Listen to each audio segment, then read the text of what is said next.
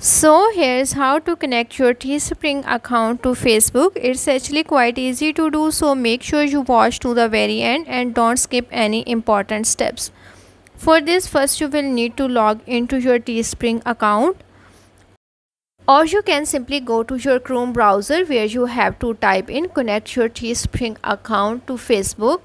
After that, click on the Facebook help link. It will redirect you to this page.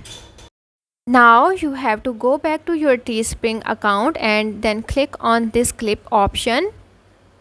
Once you click on it, now it will open this menu. From here you have to click on the tools and services option and then click on the tracking pixel option at the bottom. After that, this page will appear. Here you have to simply paste your Facebook pixel URL and then click on the update option at the bottom of this. To get your Facebook pixel ID, you have to go to this page that's called Events Manager of Facebook Meta. Copy this code and go back to your Teespring account where you have to simply paste your code and then click on the update option.